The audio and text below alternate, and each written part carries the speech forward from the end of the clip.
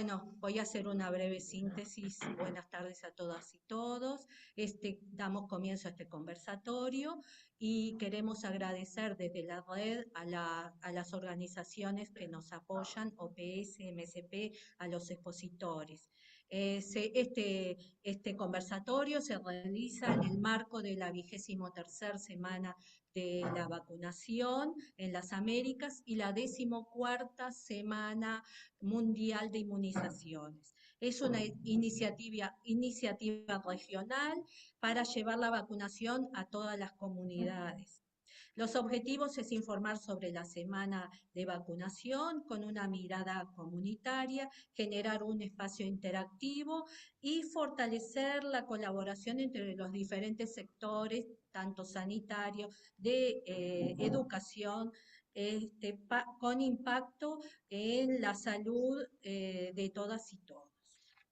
Eh, Primero se presentarán las exposiciones de los expertos en inmunizaciones y luego una segunda instancia de intercambio a partir de 3 preguntas disparadoras que las pusimos en el aviso, que son: ¿qué nos interesa sobre las vacunas de la gripe y HPV? ¿Sabemos algo de la historia de las vacunas?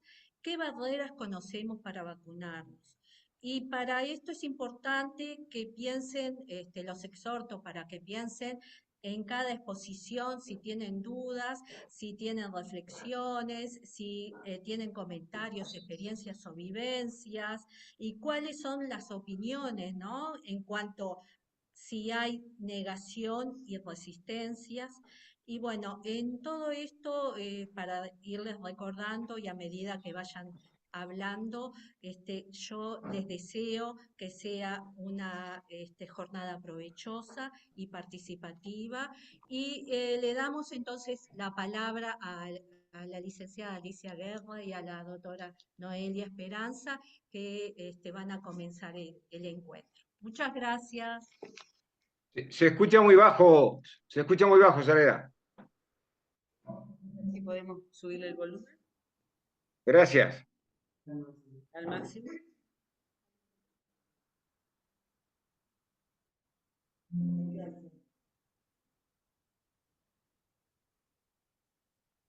Ay, que me quedó otra cosa. No.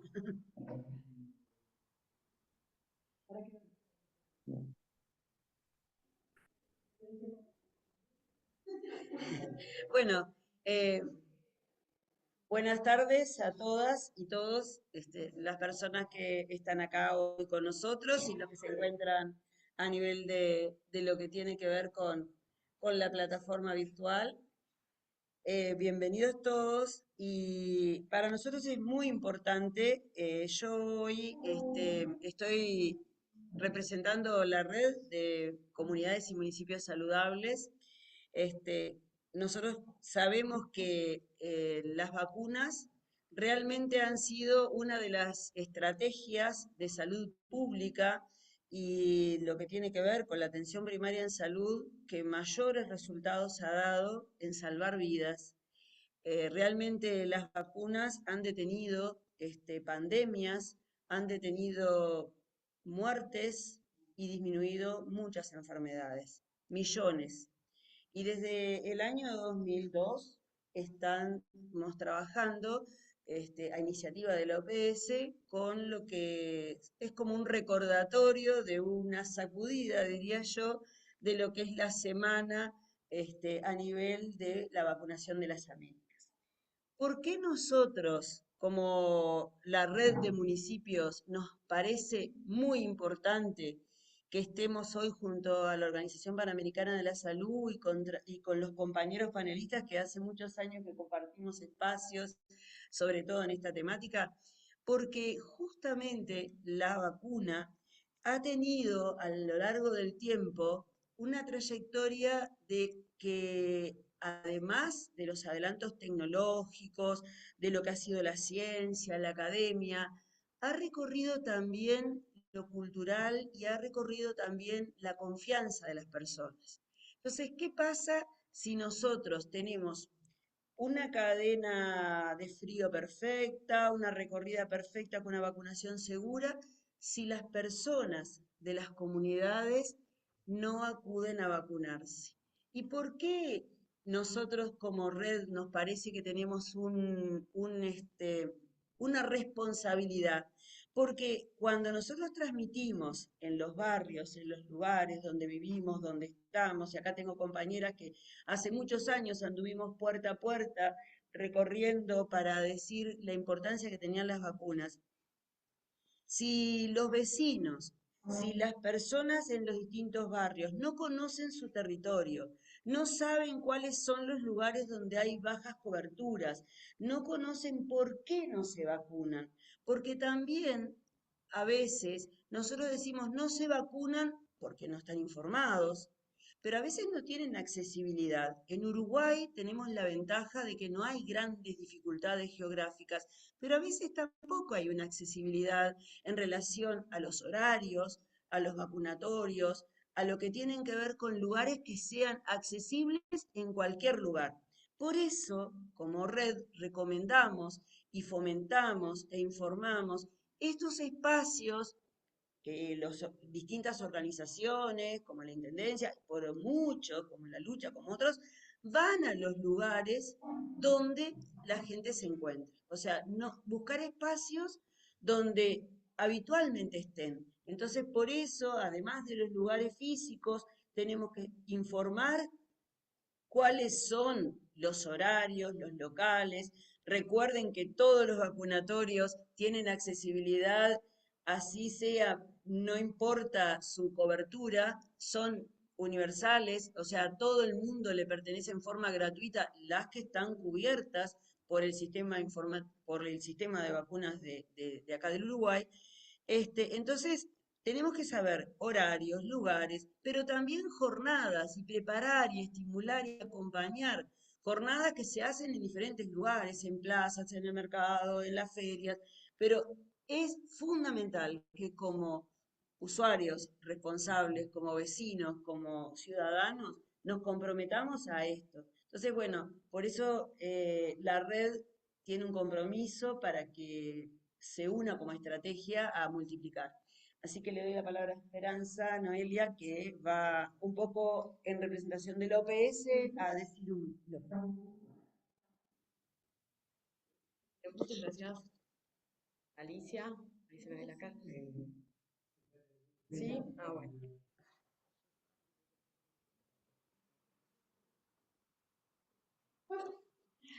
No, queríamos desde OPS, en esta... ¿La pones en grande? Ahí va. Ups.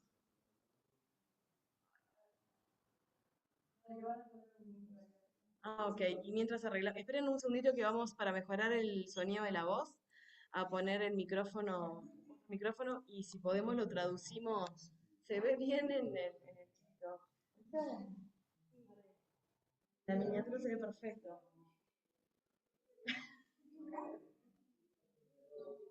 No, es un... ¿Sí? Ahora te lo paso.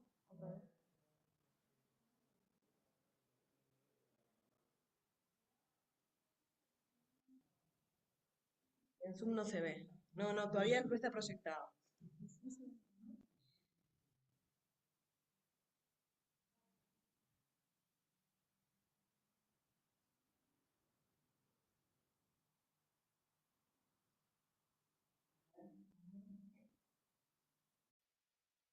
¿Qué hiciste? A ver. No, la cosa es cuando se agranda, ¿no? Cuando le ponemos como presentación. A ver, ahora. Bueno, ¿escuchan mejor? Le voy a sacar el micrófono. Dale. ¿Me escuchan bien ahora, Rubén? Que sos nuestro... Perfecto. Bueno, como decía Alicia, esta semana tiene algunas implicancias en cuanto a concentrar en un espacio de tiempo el poder hablar y poner en la agenda pública las vacunas, y para OPS Uruguay es ocupa un lugar muy importante este tema y para nuestra población también, ya lo sabemos, somos un país que le gusta vacunarse y que tenemos mucha tradición en eso. Y quería solamente, pasarme la siguiente área, como para recordar, es el 23º año que se realiza esta actividad, que comenzó como una estrategia en realidad regional, ¿no? Para que todos los países al mismo tiempo nos pusiéramos a hablar de esto, y seguramente con realidades distintas en todas las Américas, en lo que implicaba, como decía Alicia, a veces acceso, que capaz que acá no es un punto tan importante en cuanto a lo geográfico, sí, como vos decías, en el horario y en los días de vacunación, pero en nuestra América Latina y en América toda hay muchas realidades geográficas distintas y a veces la forma de llegar a vacunarse depende de ir en un bote o atravesar una montaña. Además, a lo que se suman los problemas de un sistema de salud que capaz que está más disgregado y que no tiene las ventajas que señalaba Alicia. Entonces, el estar por 23 años sosteniendo esto implica no solo que es importante, sino que sigue siendo necesario porque aún persisten dificultades y han sido varias estos últimos meses las historias vinculadas, por ejemplo, a la emergencia de casos de sarampión a nivel regional, cerquita en Argentina, más lejos en México, en Estados Unidos. Y eso nos recuerda la importancia de que si bien tenemos controladas muchas enfermedades, todavía hay que seguir trabajando en eso. Bueno, la otra, acá si uno mira lo que implica tener un país, un programa ampliado de inmunizaciones, nuestro programa nacional de inmunizaciones, y cómo concentrar actividades en una semana en particular nos ayuda a lograr ciertas cosas, ¿no? Por ejemplo, tener eliminadas o en vías de eliminación 6 enfermedades que se previenen por vacunas: sarampión, rubiola, rubiola congénita, y una cantidad de millones de personas vacunadas. ¿Me estás preguntando a ver si se ve? Tranquila. Bien. Un montón de personas vacunadas, y OPS en esta partecita de hacer llegar las vacunas a los países generalmente también ocupa un rol muy importante, porque en nuestro país casi todas las vacunas, casi 100% de las vacunas que son parte del esquema nacional, las adquiere a través de un mecanismo que tiene la OPS que se llama Fondo Rotatorio, que asegura calidad de las vacunas que llegan a los países y asequibilidad en cuanto al precio que se consigue, que sería muy distinto si lo tuviéramos que negociar país con la industria farmacéutica directamente. La próxima. Y entonces este año los objetivos creo que están buenísimos y vienen un poco de la mano de lo que veníamos diciendo: mantener en la agenda pública el tema de la inmunización, con desafíos distintos capaz que antes, pandemia mediante, aumento de los movimientos antivacunas, ¿no? Hay otros emergentes que nos hacen sostener esta agenda, y quizás con un perfil distinto al que se venía haciendo antes. Promover el acceso equitativo a las vacunas a lo largo de toda la vida, que esto también es una concepción distinta. Antes pensábamos, acá las pediatras, como que era una cosa de la vacunación de los niños y las niñas, y ya sabemos que necesitan vacunas más personas que los niños y las niñas, y no solamente personas sanas, sino muchas veces personas con factores de riesgo o enfermedades, para prevenir complicaciones y también mortalidad. También tiene como otros objetivos generar confianza, como también decía Alicia, mantener estos objetivos de eliminación. La OPS y la OMS se han propuesto para el 2030 la eliminación de varias enfermedades que son prevenibles por vacunas, y bueno, y en ese camino es en el que estamos. Entre ellas, como decíamos, ¿no? Poliomielitis, que Uruguay, bueno, somos muy privilegiados en todo lo que voy a decir ahora: poliomielitis, sarampión, rubiola congénita, tétanos materno y neonatal. Son cosas que hoy no son parte de nuestra agenda de problemas de salud más importantes. Avanzar un poco más lejos que estas otras en la eliminación de hepatitis B, el cáncer cervicouterino, la meningitis y los brotes de fiebre amarilla. Son realmente las prioridades ahora, que con vacunas tenemos una luz de esperanza o de acción, más bien, mucho más fuerte.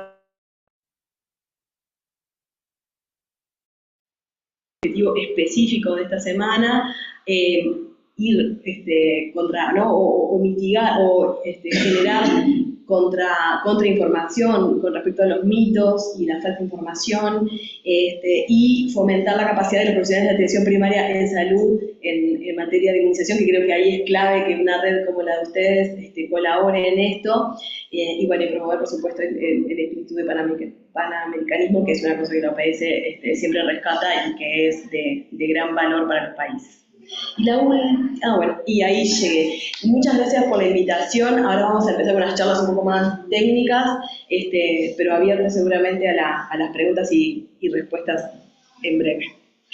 Gracias. No.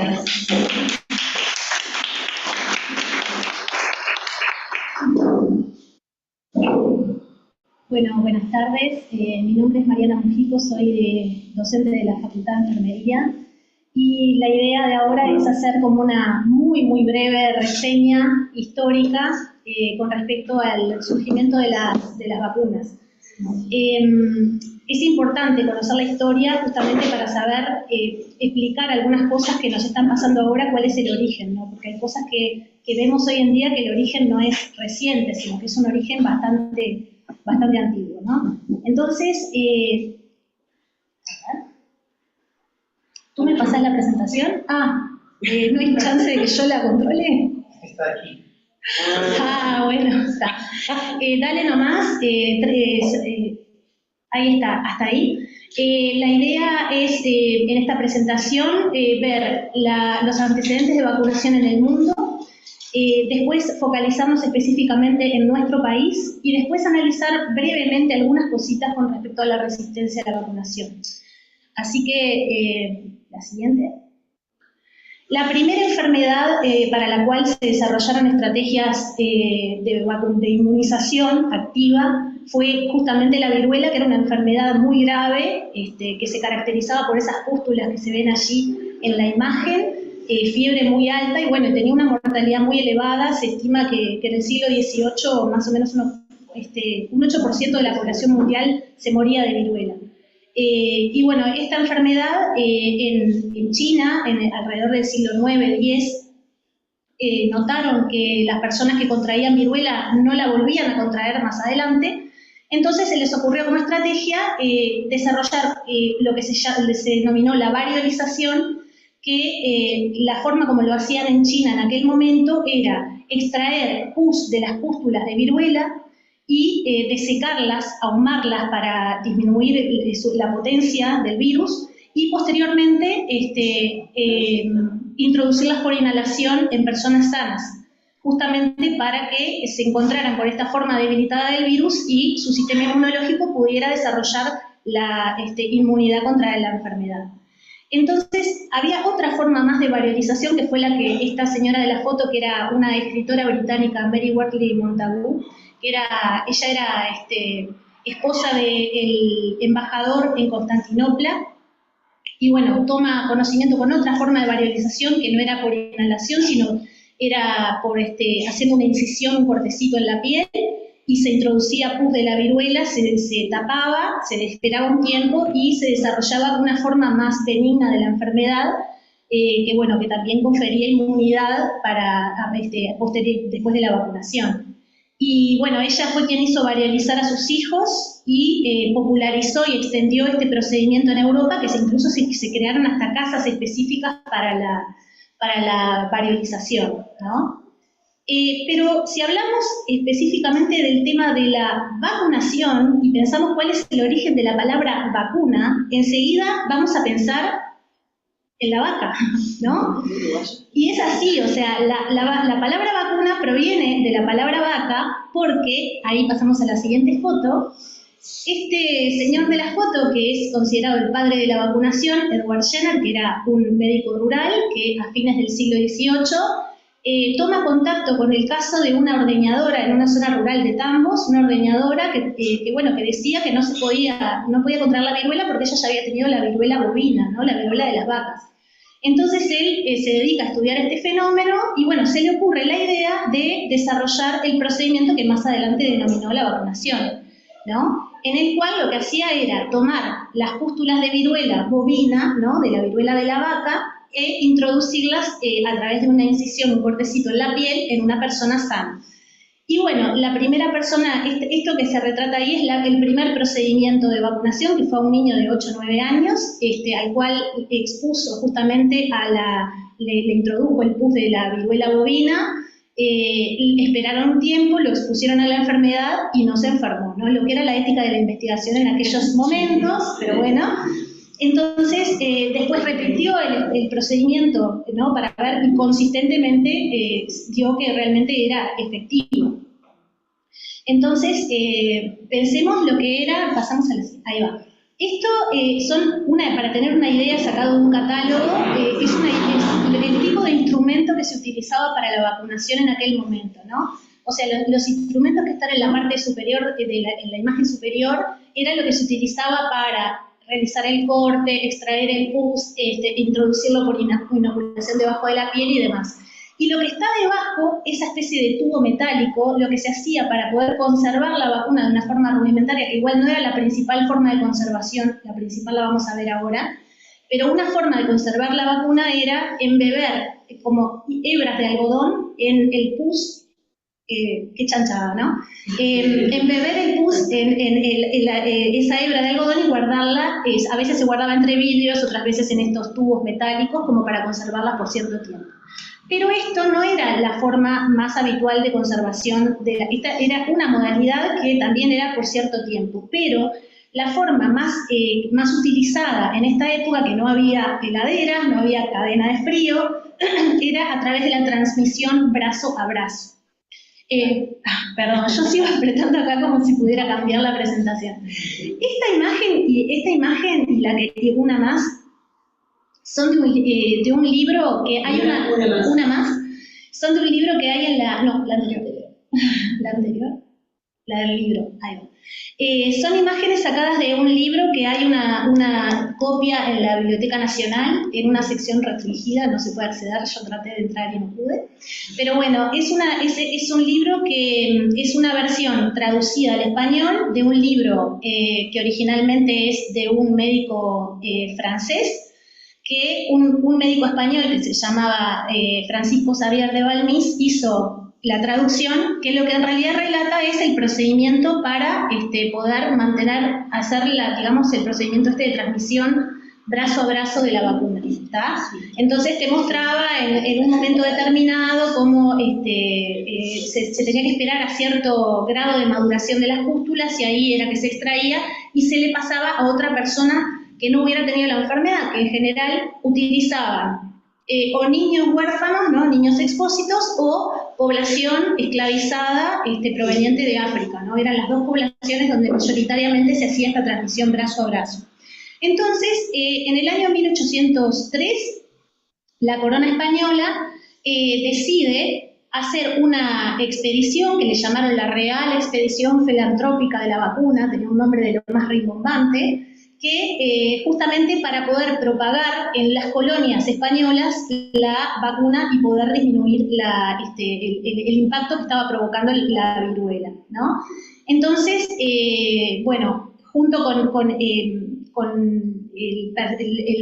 500 ejemplares de este libro, ¿no? Porque además quien fue el líder de esta expedición fue el médico que había hecho la traducción al español, Francisco Xavier de Valmis, y bueno, lleva 500 ejemplares de ese libro que estaba en la diapositiva anterior para irlo dejando e ir capacitando al personal sanitario que existía en esa época en las colonias para justamente el mantenimiento y la transmisión de la vacuna. Y cómo transmitían cómo llevaban la vacuna, llevaban un grupo de niños, unos 20 niños huérfanos a cargo de una enfermera que se llamaba Isabel Sendal, que era en quienes se estaba propagando justamente, tenían separados, ¿no? A los niños que ya habían tenido la enfermedad de los que todavía no, y les iban pasando la vacuna, les iban transmitiendo brazo a brazo para conservarla y que no se perdiera, ¿no? Entonces era todo un procedimiento muy complejo y además, si pensamos en cómo era el procedimiento,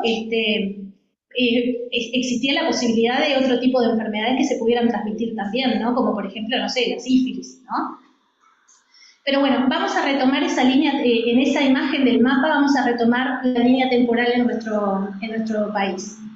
Pero ahora un poco es ver que bueno, en 1796 entonces se genera la vacuna, la primera vacuna contra la viruela, y después por un periodo, esto es una imagen que es posterior, ¿no? Ya es de fines del siglo XIX, pero se hacían recepciones, ¿no? Como eventos sociales en los cuales ya se aprovechaba para la vacunación. Te invitaban a bailar y te vacunaban, dice acá, claro, un poco era esa la estrategia, y si se ve en la imagen, no sé qué también se ve en el Zoom, pero muestra que a una dama le están haciendo la incisión en la pierna, que justamente se elegían zonas del cuerpo que no estuvieran expuestas por las cicatrices, ¿no? Para que no se vieran las cicatrices. Bueno, seguimos, entonces, 89 años más o menos pasaron hasta que, o sea, sin ningún desarrollo importante de ningún avance en la vacunación, hasta que en 1885 pasaron dos cosas simultáneamente en diferentes partes, ¿no? Por un lado, Louis Pasteur desarrolla la vacuna antirrábica, y por otro lado, Jaime Ferrán en España desarrolla la vacuna anticolérica. Entonces, con respecto a la vacuna de Pasteur, Pasteur descubrió que el virus de la rabia estaba fundamentalmente alojado en el sistema nervioso de los mamíferos. Entonces, a partir de cerebros de conejos, estaba desarrollando una vacuna cuando un niño fue mordido por un perro rabioso, y como maniobra, digamos, para salvarle la vida, porque ya tenía la condena de muerte ya por el tema de haber sido mordido por el perro, se utiliza esta vacuna experimental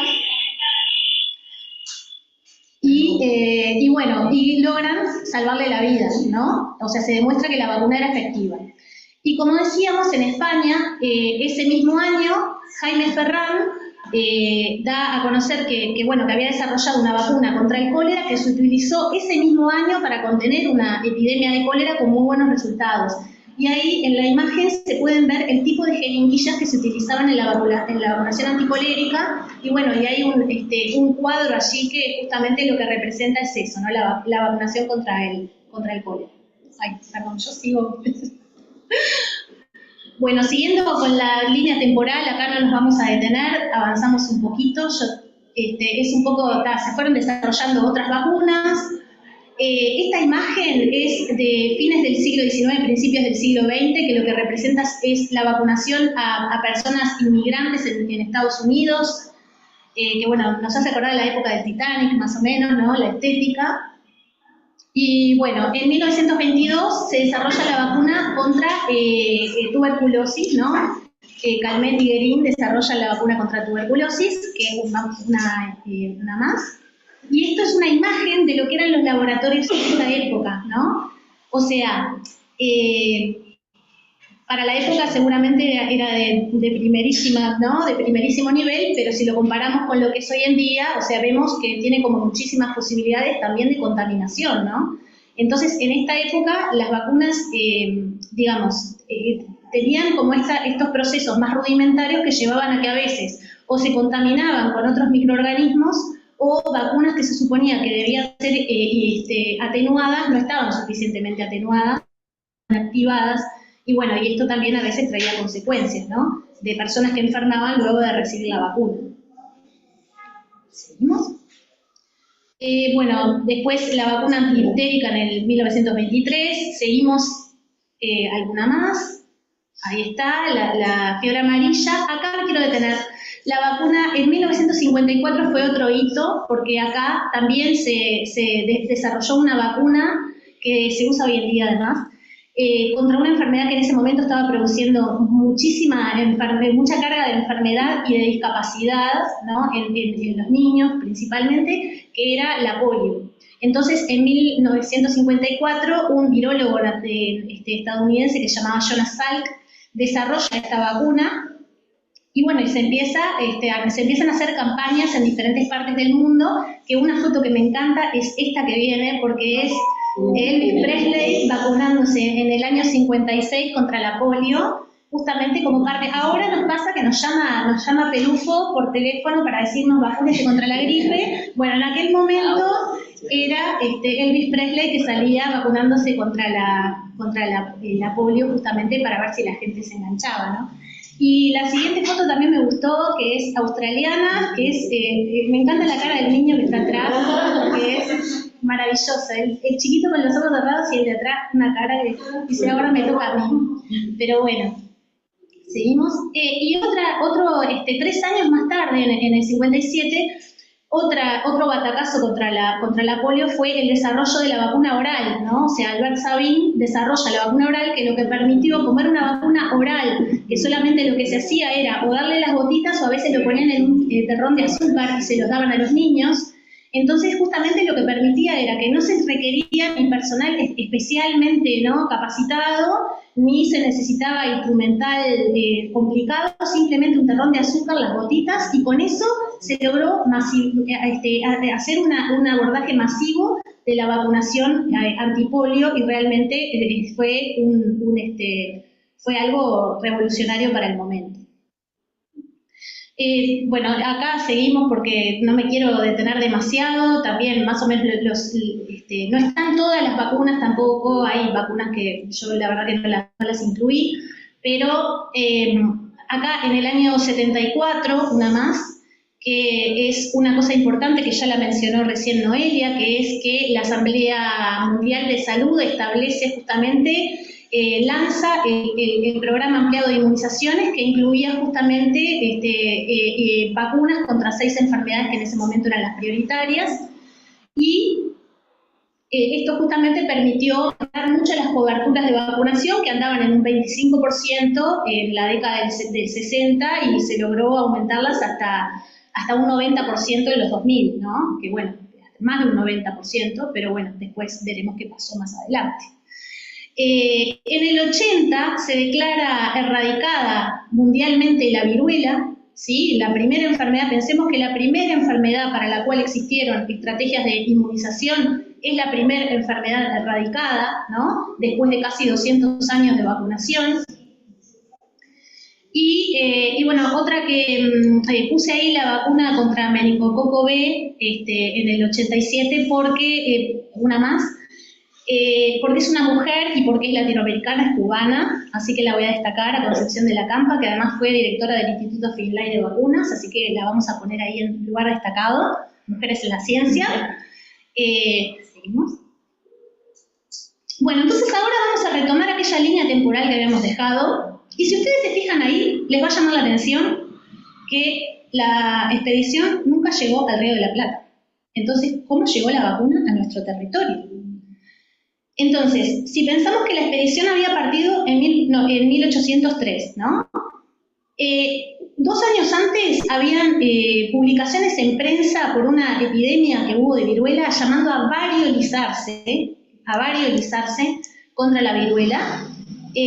O sea que la variolización ya estaba disponible desde hacía un tiempo, pero ¿cómo llega al Río de la Plata? Es a través de un buque en el año 1805, una fragata portuguesa esclavista, con personas esclavizadas provenientes de África que justamente traían en su brazo, iban propagando en su brazo la vacuna. Así es como llega a nuestro territorio. Entonces, esto es imagen ilustrativa de las condiciones en las que viajaban las personas esclavizadas en ese momento. Y el primer uso documentado de vacunas, no quiere decir que no, o sea, documentado de vacunas, es en 1816, y en ese momento Artigas se dirige al Cabildo en una nota en la que, entre las cosas que dice, será benéfica ciertamente la multiplicación de nuestra vacuna, tanto en nuestra provincia como en Entre Ríos, Corrientes, Misiones, donde la viruela hace fatales estragos. ¿Y qué pasó? Ahí, entre ese momento, hay un corte en el tiempo, porque la línea temporal se nos quedaba rara. Recién en 1881 aparece el primer proyecto de ley de vacunación obligatoria en nuestro país. Y bueno, después de 10 años de acalorado debate parlamentario, no se logra aprobar. Y 10 años más tarde, entonces, sale un segundo proyecto de ley de vacunación obligatoria, que después de 20 años de tratamiento en el Parlamento, recién en 1911 se logra la aprobación de la ley de vacunación obligatoria. Y esta imagen es de una manifestación del 1 de mayo de 1911, donde en las pancartas de atrás dice respetar la libertad del ciudadano, abajo la vacunación obligatoria. Porque justamente desde que surgió esta cuestión de la vacunación obligatoria, surgió el tema de la resistencia a la vacunación, claramente, ¿no? Lo vamos a ver más adelante. Bueno, era otro momento histórico, pensemos que era otro momento histórico, ¿no? Evidentemente que, claro, cuando el impacto de la enfermedad era tan grande, ¿no?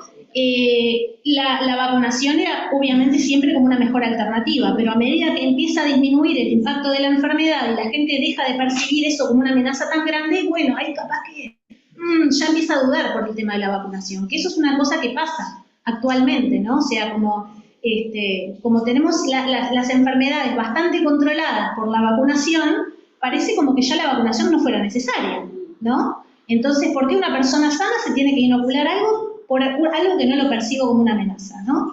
Entonces está bueno eso tenerlo en cuenta. ¿Seguimos? Está es la foto. No, es la foto. Bien, seguimos. Bueno, la ley se reglamenta 2 años más tarde. Aparte pensemos que, claro, se establece la vacunación obligatoria, pero lo que hablaba hoy, ¿no? Del tema de la accesibilidad, ¿no? O sea, qué tantos vacunatorios y qué tan accesible era la vacuna en todo el territorio nacional como para que la población realmente pudiera hacer efectivo el derecho a vacunarse, ¿no? Y bueno, en 1923 se amplía la ley estableciendo la revacunación cada 10 años. Y en 1936 es la última epidemia documentada de viruela en Uruguay, que fueron unos poquitos casos que surgieron a partir de casos importados de Brasil en la zona de Rivera y después se extendieron en otros departamentos, pero básicamente fueron muy pocos casos, se contuvo con vacunación de bloqueo en esa zona y le llamaron en prensa, no le llamaron, para no generar alarma pública, no le llamaron viruela, le llamaron alastrín, que era un tipo de viruela que aparecía en población, era como una viruela más suave que aparecía en población con alta inmunidad, ¿no? Para no generar justamente alarma pública y que la gente no se enloqueciera. Y bueno, acá capaz que avanzar un poco más, que vemos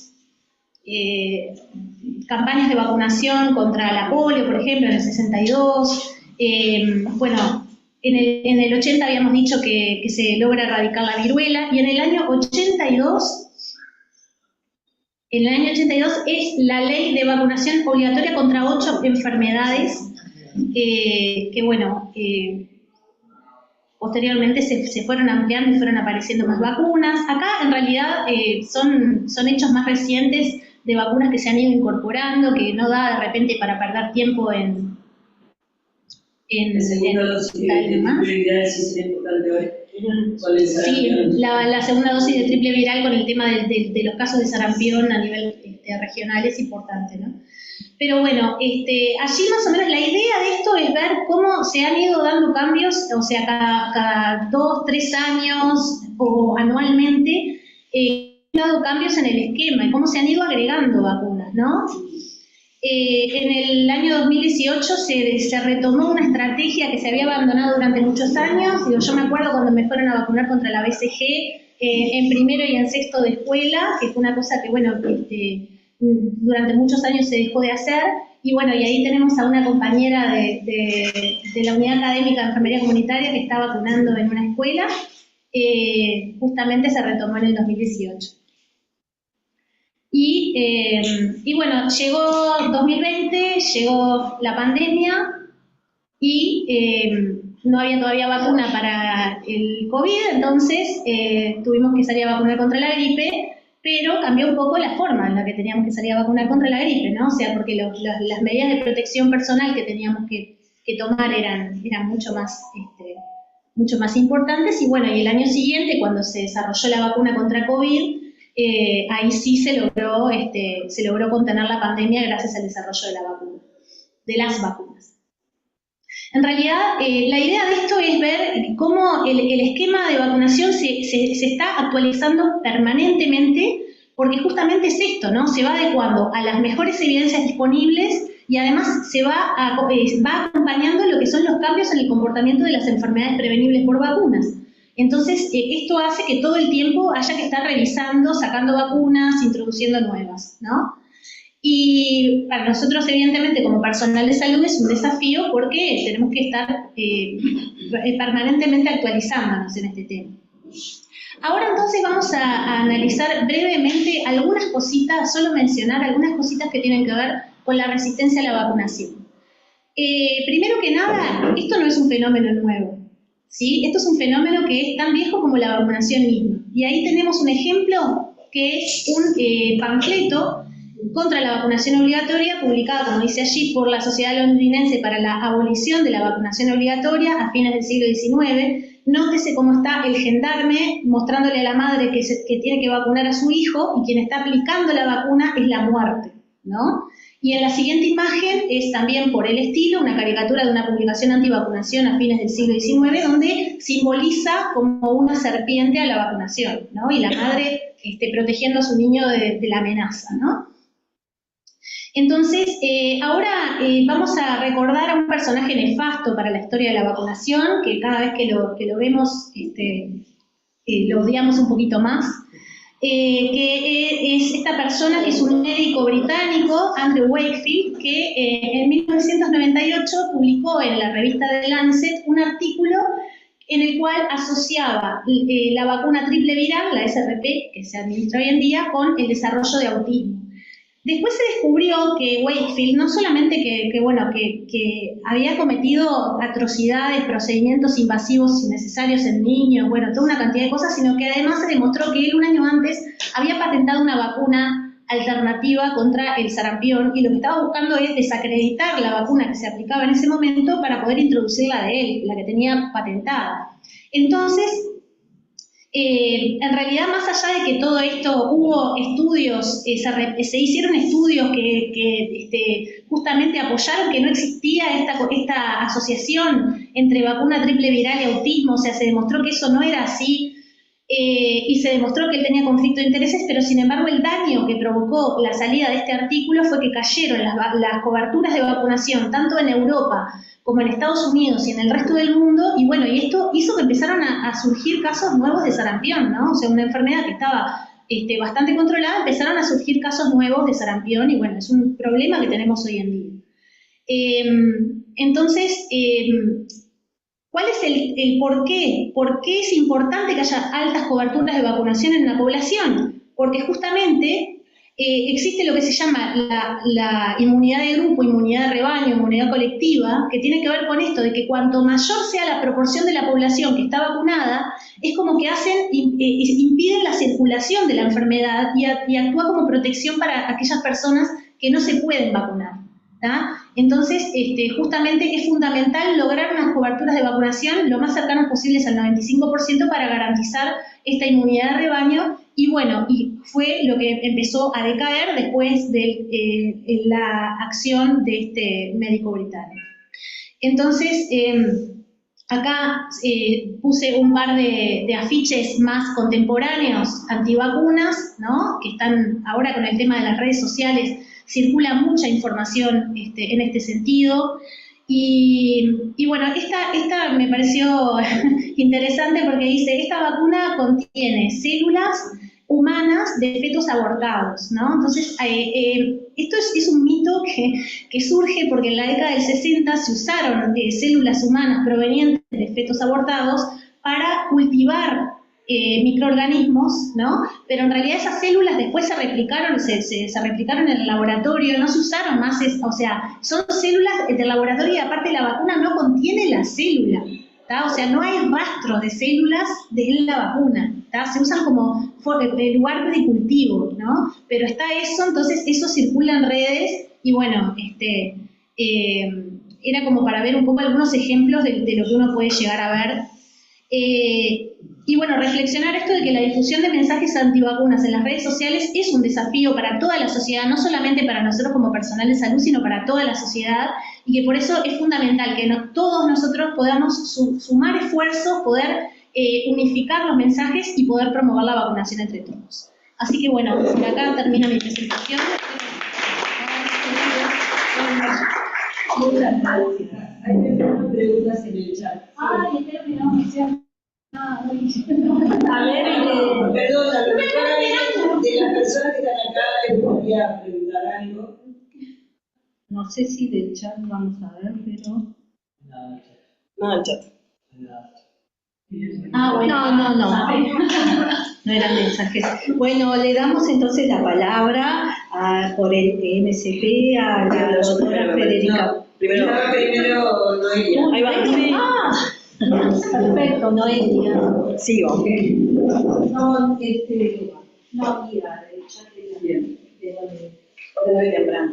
Bueno, en realidad elegimos en las reuniones preparatorias hablar de la vacunación contra VPH y antigripal, que va a hablar Federica Badía después, porque nos parecían, bueno, por lo pronto VPH es una vacuna que está dentro de las que, como objetivos de la semana de la vacunación, promover, y además porque la eliminación del cáncer de cuello uterino como una propuesta que tiene la Organización Mundial de la Salud y la Organización Panamericana de la Salud se puso sobre la mesa como un desafío a lograr, pensando que en estos cambios tan dinámicos que contaba Mariana, apareció una vacuna que, si bien lo que previene es una infección, se está empezando a ver que tiene impacto en las enfermedades oncológicas que esas infecciones crónicas generan, ¿no? La infección crónica por el virus del papiloma humano. Entonces, vamos a aprovechar eso para hablar, y yo dividí esta breve presentación en por qué es necesaria la vacuna contra el VPH, qué se conoce de su impacto hoy en la salud pública, qué riesgos tiene y quiénes se pueden vacunar en nuestro país con esta vacuna. Entonces, ¿por qué es necesaria? Que es la primera pregunta. Pasamos.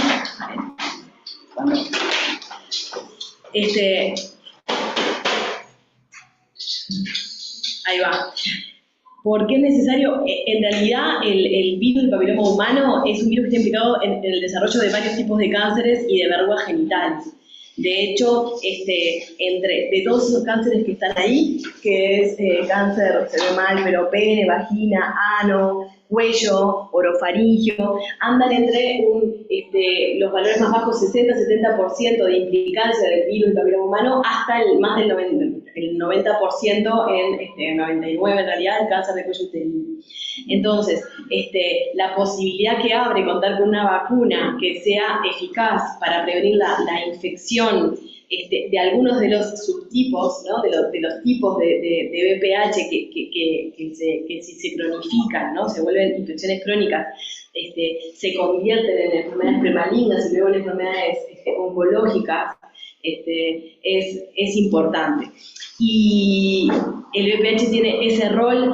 Hay muchos serotipos de este virus y se clasifican en función de su riesgo de provocar estos cánceres. Yo traje solo la tabla de abajo, que lo que marca es su capacidad oncogénica para producir cáncer de cuello uterino, que es en el que está más centrada la estrategia de promoción, de prevención de esta enfermedad. Y entonces, no solo tenemos un virus claramente identificado con una enfermedad oncológica, sino que disponemos de vacunas que van contra esos virus y que logran tener, en principio, convertirse en una herramienta de prevención primaria, ¿no? No me infecto, por tanto no desarrollo la infección y por tanto disminuyo el riesgo de que esa infección se cronifique y justo sea un serotipo oncológico y a partir de ahí desarrolle cáncer de cuello uterino u otro tipo de cánceres. Porque además de esa prevención primaria, empieza a haber evidencia en esto de que todo cambia, de que también en personas que ya estén infectadas tendría un rol en la disminución de enfermedades ya presentes en las personas. Es decir, ¿pero podés poner una lucecita para sacar el chat? Sí, ahí va. Gracias. Y la vacuna que contamos hoy en nuestro país, que se dispone de forma universal y gratuita en todos los vacunatorios, es una vacuna que contiene 4 serotipos, una vacuna cuadrivalente que contiene los serotipos 6, 11, 16 y 18. 6 y 11 son los más implicados en las verrugas genitales, que afectan tanto a varones como a mujeres, y el 16 y el 18 son, como vemos en la tabla, los más implicados, los de mayor riesgo de provocar cáncer de cuello uterino en las mujeres en el mundo. Siguiente. Entonces, ¿qué conocemos del impacto que tiene en la salud pública? Y acá yo traje dos cosas distintas. Pasa a la siguiente área, está chiquito, pero ya vamos a ver. En Uruguay, estas diapositivas, estos cuadritos de acá, lo que muestran es que el cáncer de cuello uterino se ubica en la cuarta causa de prevalencia de cánceres en mujeres en nuestro país, y en la quinta causa de muerte por cáncer en mujeres en nuestro país, según los últimos datos del Programa Nacional de Lucha contra el Cáncer. Perdón. Sí. Capaz que dejar el tiempo. No, por favor, lo que quieras. Ustedes ya tienen estadísticas de qué ha pasado desde que empezaron a vacunar, porque antes de un tratamiento local con ácido tricloracénico, claro, o colonización quirúrgica, sí. ¿Qué diferencia hay? Mira. Si hay que hacerse la colonización quirúrgica o los tratamientos con ácido tricloracénico o el Lompersil, además de la vacuna. Ahí va.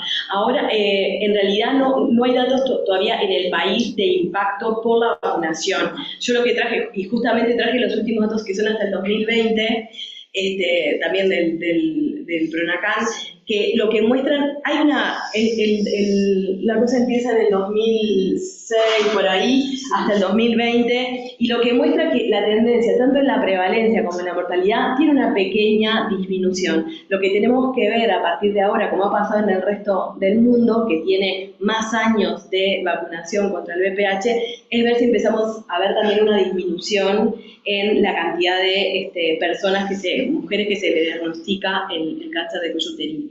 Y esta otra, entonces esta es prevalencia y frecuencia de cáncer de cuello uterino hasta el 2020 y mortalidad por cáncer de cuello uterino hasta el 2020 en Uruguay. Y en esta diapositiva está dividida por mortalidad e incidencia, ambas cosas, pero en función de la edad. Tiene un pico a los 40 y pico de años, a la redundancia, y después se estabiliza a partir de 50, 60, 70 años. ¿Tá?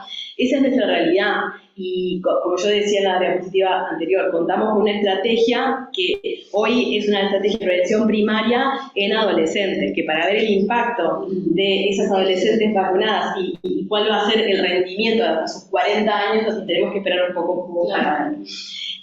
Pero hay países en los que tienen datos, hay muchos datos. Yo traje uno de los últimos que ya se empezó a ver, este es un dato de Suecia, de la disminución del cáncer de cuello uterino, y lo que vemos son cantidad de incidencia cada 100.000 personas de cáncer de cuello uterino y años de seguimiento en el eje de las abscisas, ¿no? Y lo que vemos acá es que las personas que no se vacunaban, a medida que las seguíamos, aumentaba y tenía la prevalencia de cáncer de cuello uterino que tienen las mujeres en el mundo a nivel internacional. La vacunación en verde antes de los 17 años, y cómo la cantidad de mujeres cada 100.000 que se les diagnosticaba cáncer de cuello uterino disminuía francamente, y las que estaban vacunadas luego de los 17 años. Es decir, esto además de mostrarnos cómo se empezaron a ver datos del impacto de la vacunación en la prevención del cáncer de cuello uterino, muestra que importa la edad en la que se aplica la vacuna, que no es lo mismo aplicarla en adolescentes previo al inicio de las relaciones sexuales que a posteriori. Además de este impacto, también hay varios estudios publicados sin conflictos de intereses de quienes publican los datos. Generalmente son los institutos de salud de los países que tienen datos estadísticos de sus prevalencias y de cáncer y de mortalidad por cáncer, y también se ha visto disminución en otros cánceres, ¿no? Cáncer de vagina, de vulva, en las lesiones, tanto en las lesiones premalignas, o esas que se detectan en el Papa Nicolau cuando es cáncer de cuello, o en las lesiones malignas. Y también en el cáncer peniano, como yo decía, anal y orofaringio de garganta. Y también la disminución en las verrugas genitales, que son también una situación de alta prevalencia, de alta morbilidad y complicación de lo que hace a la vida de las personas en su diario vivir, ¿no? Lo que complica eso para personas generalmente sexualmente activas y por tanto que están en su etapa laboral y de mayor actividad. Siguiente. ¿Qué riesgos tenemos? Esto también a mí siempre me gusta poner como las dos caras de la moneda, porque las vacunas son medicamentos y como cualquier medicamento pueden tener riesgos. Lo que pasa es que tenemos que siempre medir el impacto que voy a tener contra el riesgo que yo asumo. Sabiendo que son personas sanas las que se vacunan, obviamente el riesgo tiene que ser muy bajito. Y esta es la experiencia que se ha tenido a nivel internacional, y también dejé la página donde el Ministerio de Salud Pública, donde se puede notificar si uno al vacunarse o al vacunar a alguien o recibir en la consulta a alguien que está vacunado, sabe, sospecha que alguna situación clínica puede estar vinculada a haber recibido la vacuna contra el VPH. A nivel general, lo que está escrito en todos lados, en el prospecto de la vacuna, los efectos adversos generalmente son leves y autolimitados, que son más frecuentes, ¿no? Que son los que observamos en la mayoría de las vacunas.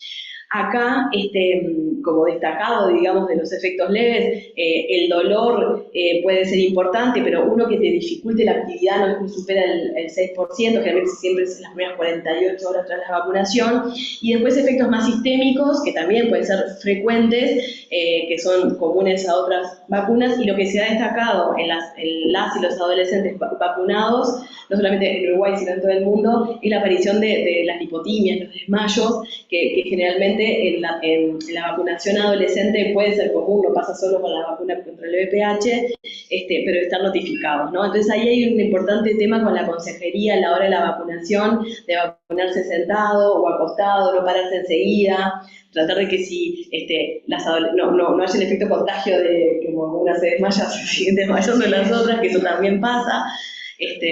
Ha sido así, muchas veces cuando la vacunación es en las escuelas se da como ese fenómeno de que si a ella le pasó, a mí me va a pasar lo mismo. Y después, con respecto a los efectos, lo pongo en femenino, pero también porque son más mujeres notificadas que la vacunación. Claro. Exacto. Y después, como efectos adversos graves, se describe una frecuencia que no supera el 0,1% de la población.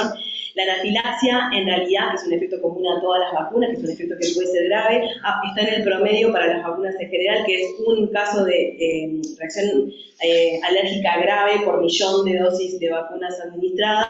Y después no tenemos, si bien hay notificaciones, evidencia sólida que asocie la vacunación con el aumento de eventos neurológicos, como puede ser el síndrome de Guillain-Barré, la parálisis facial, el síndrome doloroso regional complejo o riesgo de infertilidad, que son las cosas que más se han estudiado a nivel mundial y que en su momento, por ejemplo, Japón tomó la decisión de parar un poco, ver qué pasaba con esos dolores intensos que presentaban algunas adolescentes que se vacunaban, y después retomó la vacunación.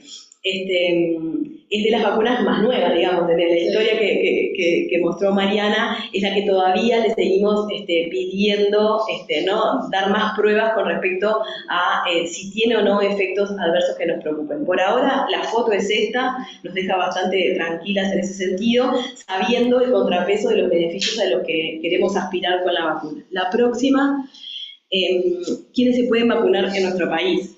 Es una vacuna, como yo decía, cuadrivalente, que está disponible en todos los vacunatorios del país para niños y niñas a partir de a los 11 años de edad. No, pasa esa. Y traje antes que nada hablando un poco de lo que preguntabas. Hay una guía que salió en el 2023, si no me equivoco, que la OPS la apoyó y colaboró en su redacción, que es una guía práctica para prevención de cáncer de cuello uterino. Y ahí están actualizadas todas las recomendaciones, no solamente a la hora de pensar una estrategia de prevención primaria, vacunar a personas sanas, adolescentes, niñas, varones y mujeres sanos, sino también en estrategias que van más allá, cuando se detecta, cuando ya hay una infección, también tiene un lugar. Y se han ampliado las indicaciones, paso a la siguiente área, a más personas. Hoy la propuesta para llegar a la erradicación del cáncer de cuello uterino es esta, que también tiene un número 90-70-90, que lo que implica es que tengamos, para que un país pueda decir, bueno, estoy en el camino de erradicar el cáncer de cuello uterino, tener al 90% de las niñas totalmente vacunadas con una vacuna contra el VPH antes de cumplir los 15 años, ahora vamos a ver los datos nacionales, pero andan en 60-70% estamos en nuestro país. Ahora, cuando les muestre van a entender, lo que pasa es que se vacunan por cohorte y una niña se puede seguir vacunando si cumplió los 11 y los se vacunó, se vacunan a los 12, a los 13, a los 14, así que esos números por suerte van mejorando año tras año. El 70 es porque tiene que haber 70% de las mujeres examinadas mediante una prueba de alta precisión a los 35 años y una vez más a los 45. En nuestro país, según datos de esta misma guía, que son datos del Lunacán, andamos en el 57%, es decir, aquí un empujoncito más. Eso es una cosa que ya no depende de la vacunación, pero me parece interesante traerlo. Y el otro 90%, que nos excede completamente, es el de que 90% de las mujeres tendrían que estar diagnosticadas, tendrían que estar tratadas, ¿no? De las diagnosticadas, 90% tratadas contra el cáncer de cuello. Y ahora sí, creo que es la penúltima. Datos nacionales lo que muestran es esto, ¿no? Unas coberturas vacunales, esto está publicado del año pasado, en mujeres por cohorte de nacimiento y por varones por cohorte de nacimiento con la primera y la segunda dosis de vacuna contra el VPH, que se da en un esquema de dosis hasta los 15 años. Y ahí lo que vemos es como las coberturas cada año van mejorando por lo que les decía, porque empezamos a vacunar en el 2013 y hasta que esas mujeres, esas niñas en ese momento cumplan los 26 años pueden seguir vacunándose. También un poco el esquema, hasta los 26 no cambia más el esquema, ahora siguen siendo 2 dosis. Y los varones que empezaron a vacunar se incluyeron en la estrategia de vacunación en el 2017, también, ¿no? Pueden empezar a vacunarse y se siguen vacunando hasta sus 26 años en un esquema de 2 dosis. La prevención y el cuidado de los dos sexos, digamos, ayuda a que disminuya la transmisión de la infección, porque muchas veces las mujeres se infectan con VPH transmitido por un varón. También se vacunan, y pasa la siguiente. Dale, los colores. Ah, sí, los colores es primera y segunda dosis. Siempre la primera dosis es mejor. La segunda dosis, que es a los 6 meses de la primera, y siempre la corremos un poco atrás. Sí, y el último año. Esto es por cohorte de nacido, 2000. Esto, la otra vez hice una presentación acá. Estas son las mujeres de 23 años. Ahí va. Y estas son las de 11. Claro, porque tendrían en el 2001, 11, ahí tenían 12 porque empezamos vacunando a los 12, se bajó la edad de 12 a 11. No, pero esto es 2023, es como la imagen de 2023. Claro. Tenés estas que tienen que nacieron ahí, que tienen 23 años, claro. Son estas, y las que tienen 11 años. Siguiente, a ver. No, toda la lucha de la segunda dosis. Ah, sí, claro. Porque un comentario, si querés, sí, pasar para atrás. Y falta una, ¿no? No. A ver, pasamos de eso. ¿Cómo me quedó? ¿Pasó otra para atrás? Desapareció, no, para atrás. ¿Otra? Lo que me faltó decir acá es que además de la vacunación de los adolescentes, de las adolescentes y los, es que hay otras poblaciones de riesgo que también se pueden vacunar. Los hombres que tienen sexo con hombres, las personas con inmunodepresión, con enfermedades crónicas, son un grupo que cada vez se amplía más, en el que el beneficio de la vacunación redunda, capaz que con números con tasas de eficacia no tan altas como en personas sanas, pero que también es muy importante por sus condiciones comórbidas, ¿no? Que hace fundamental que también se conozcan estas indicaciones de vacunación por fuera de la vacunación en la edad escolar o adolescente, en forma gratuita. Y siempre dentro del esquema nacional de vacunación, que es un esquema gratuito y universal. Muy bien. Veíamos ahí que pensé que nuestra grafiquita esa que tenías, la otra que puso la última. Esa. Porque si bien en realidad en algunos lugares uno puede tener la sensación como que, ¿no? Hay una discrepancia, ¿no? Entre las personas biológicamente mujeres con los biológicamente varones, que no sé si está medida, si realmente esa diferencia es significativa o no. Y la segunda cosa que empezamos a pensar en este último, yo por lo menos en este último tiempo, mirando un poco de que si realmente se vacunan igual según de dónde proviene en las personas, ¿no? Porque nos pasa con BRS, por ejemplo, que estamos ahora en campaña, que hay una discrepancia muy grande entre la vacunación en las personas gestantes usuarias del subsector público a lo que es el mutual y el privado. Y yo me pregunto si acá no existe también una discrepancia. Ese dato no sé si existe, pero es algo que a mí me importa mucho porque hay muchas publicaciones sobre que esta enfermedad afecta más a personas, sobre todo en las personas biológicamente mujeres de estratos socioeconómicos menos favorables, por las condiciones muchas veces en que estas personas viven, pasaron su niñez, tienen más riesgo, es una población donde no queremos dejarla, pero a veces no las situaciones de abuso o no de condiciones diferentes, bueno, hace que puedan llegar a tener un mayor riesgo. Entonces, el saber eso y el focalizarse y el no quedarse que porque las barritas azules están bastante altas, hay mucho más para hacer y sobre todo mirar esto, ¿no? Y no olvidarse que, ¿no? Las personas que son biológicamente hombres también tienen riesgo de cáncer, no es despreciable, y son cánceres importantes, porque como dijera una brasilera que estuvo muy graciosa, dice, será el 1% el cáncer de pene, pero al 1% que lo mutilaron por el cáncer por HPV, seguramente no le parece que es tan poco significativo. Y después el cáncer de ano y recto, que es algo que también es como muy importante, o sea que hay que hacer como muchos esfuerzos por HPV. Bueno, muchas gracias. Federica,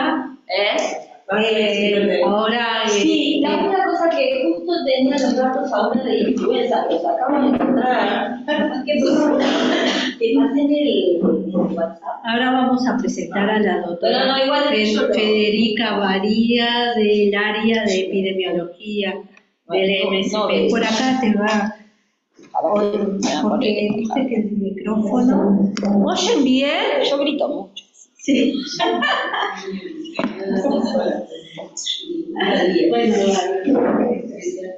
Bueno, hola a todos y primero que nada agradecerle a Noelia que me invitó a participar de esta actividad. Yo hace muy poquito que me incorporé a la unidad de inmunización del Ministerio de Salud Pública. Una de las cosas que pensaba ahora que me gusta estar mucho acá porque yo, que soy pediatra, me dedico a eso, a la pediatría, y me gusta también un poco las vacunas cuando puedo.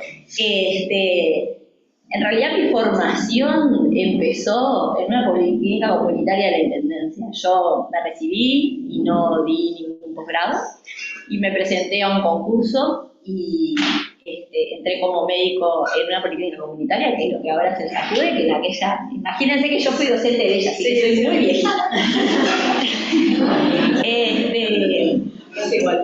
Que era otra cosa, y aprendí a esto de trabajar con Alicia Sosa, trabajamos en la comunidad y íbamos a acercarnos a las personas, y después de ahí yo fui y derivé en la pediatría, así que, bueno, nada, quería comentar esto porque con las palabras de iniciales mis orígenes. Bueno, como Noelia, pasa si querés en la siguiente. Estas son, en realidad soy yo, no tengo ningún conflicto de interés por esta presentación, ¿verdad? Sí tengo un conflicto con el influenza, ese seguro. Como dice un viejo profesor nuestro, dice, yo sí tengo un conflicto, pero tengo un conflicto con el virus, no con la vacuna.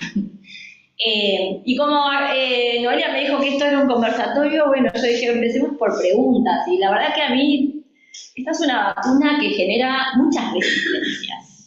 Quizás que mirando ahí las gráficas del HPV, que uno se imaginaba que inicialmente ponía como muchas limitaciones, esta continúa siendo una vacuna que tiene su resistencia. Entonces a mí me gustaría preguntarles cuál es la percepción que tienen de la gripe, de la influenza como enfermedad, y por qué creen que insistimos tanto en la vacunación, pero preguntarle a las personas que están acá, alguno que se anime.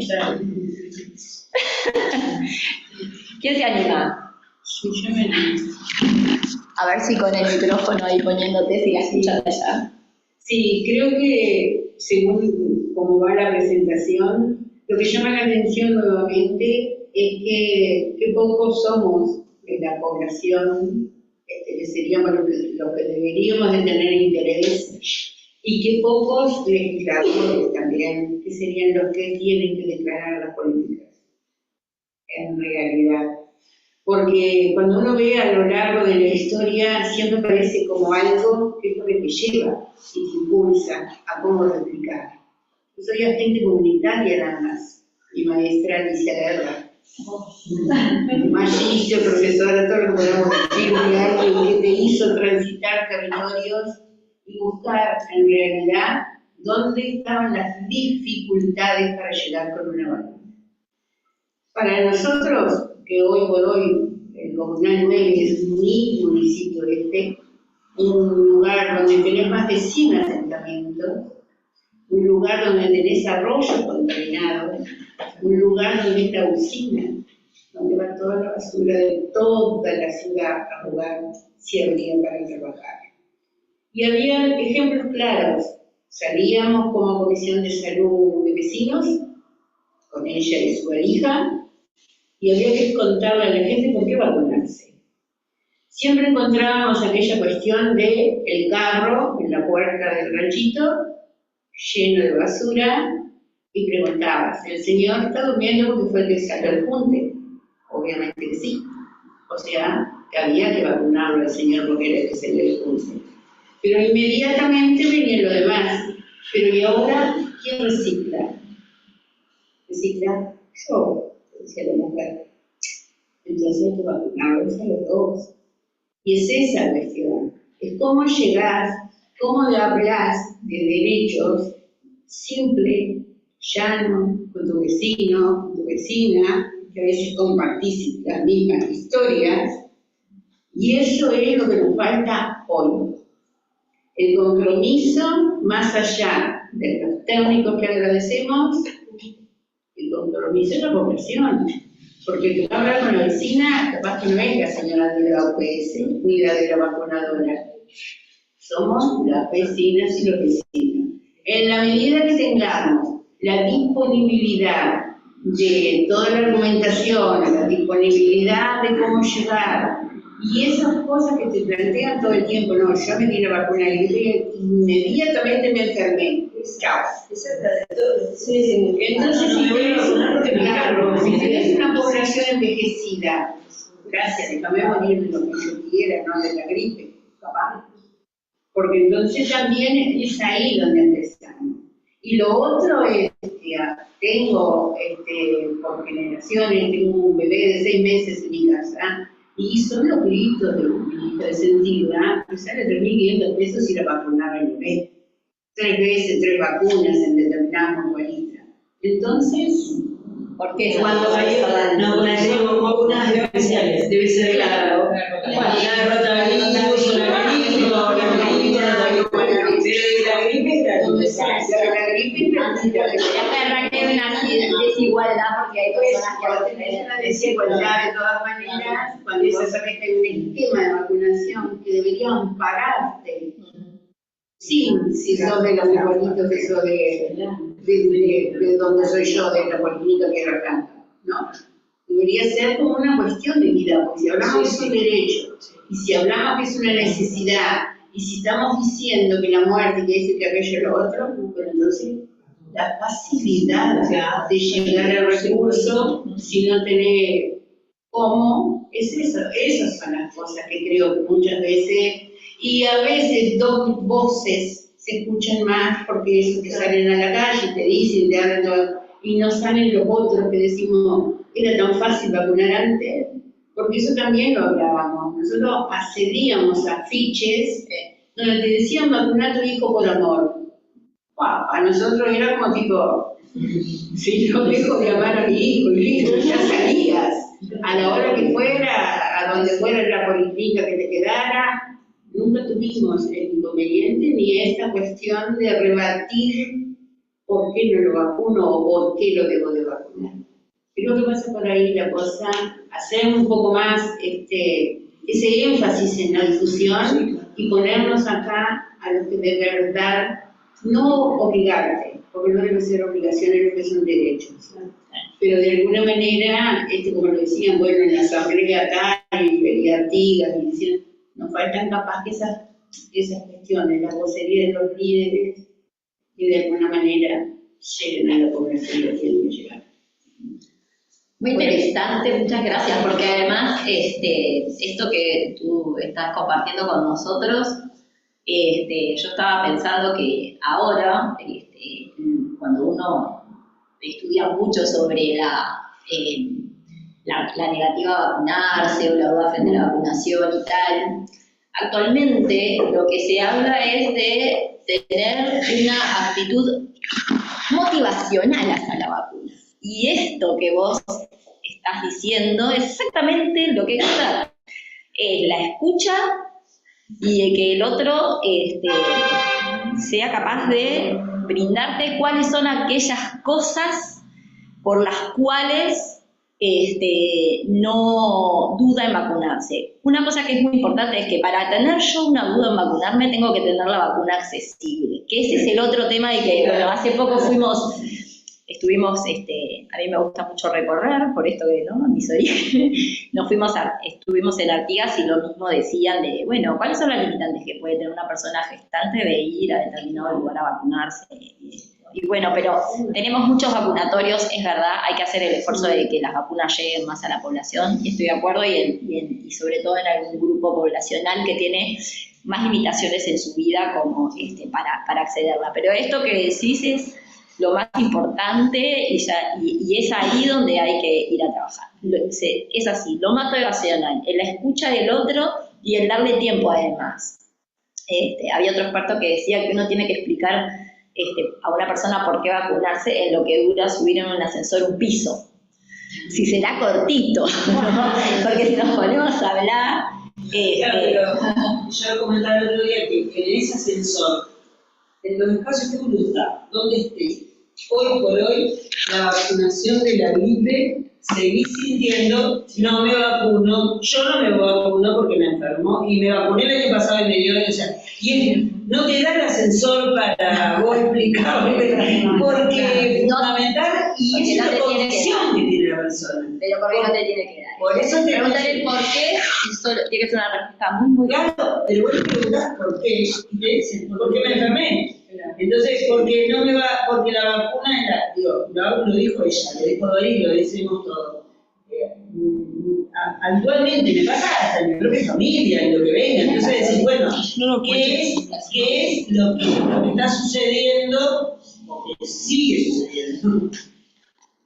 Bueno, muchas gracias. Perdón, algo que ha incidido mal, quedó una cosa que no teníamos en este país, porque había una certeza absoluta en las vacunas, desde los padres, a los maestros, a los docentes, hasta toda la población, es que hay una percepción de que cada vez la medicina se ha mercantilizado más y eso genera una duda terrible. ¿Eso será bueno o será un negocio como lo de este señor que quería implementar su vacuna, imponer su vacuna?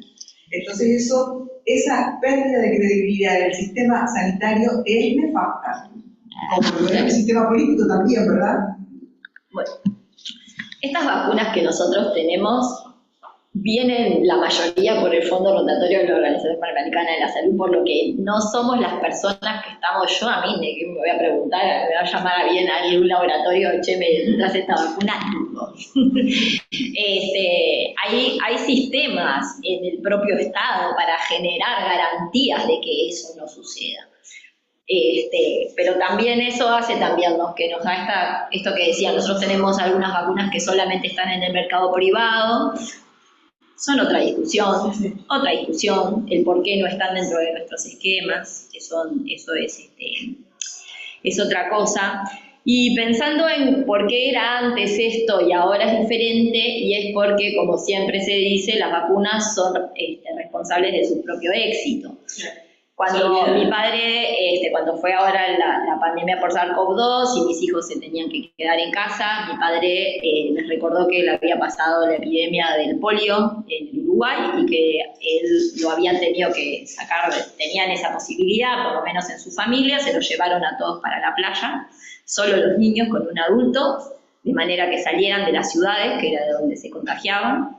Y se pasó un invierno dentro de la casa aburrido con 2 primos y no había nada, o sea, era que no los dejaban conectarse con nadie. Entonces, cuando la vacuna vino y empezaron las vacunaciones en forma masiva, para él lo cuenta, la satisfacción que le generó como niño y lo que estaba esperando mis abuelos, que eso, por lo pronto mi abuela, que la jefa de familia, que eso sucediera, pero ahora no, porque el polio no está entre nosotros.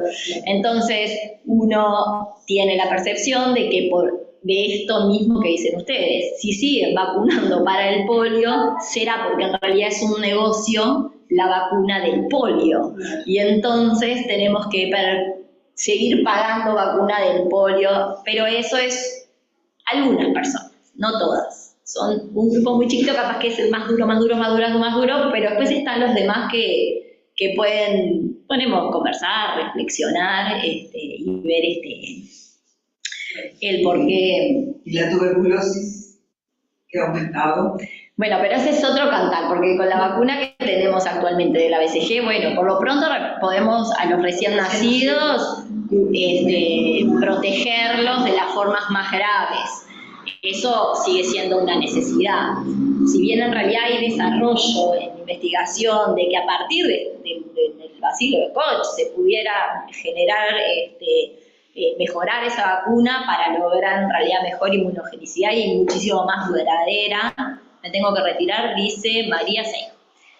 Muy bien, María, muchas gracias por estar con nosotros hoy. Bueno, esa es otra cuestión. Y claro, la tuberculosis daría para otro conversatorio. También un fenómeno que es el resurgimiento del terraplanismo y de ideas que pretenden dar explicaciones diferentes a las que da la sociedad en general. O sea, volver en parte como resistencia a los cambios y en parte como reivindicación de identidades. Y lo que pasa es que la modernidad tiene sus cosas también, ¿no? Nos podemos filosofar, ahora no tenemos más, pero la modernidad en algunas personas las hace sentirse incómodas, no se encuentran en ese lugar y tienen como el recuerdo de criar, ¿no? De que los niños antes se criaban. Yo me crié en la quinta de mi abuela, ¿no? Entre las gallinas, yo qué sé, ¿no? Pero entonces hay gente que vuelve, que la modernidad y todo lo que existe en nuestra sociedad occidental buscan ir a otras maneras o buscar cosas distintas. Eso es una búsqueda personal y cada uno tiene que elegir, pero nosotros tenemos que ser capaces de brindar información adecuada y no rechazar, no ir como que los que no se vacunan o que dudaron o que yo que sé qué, generan daño.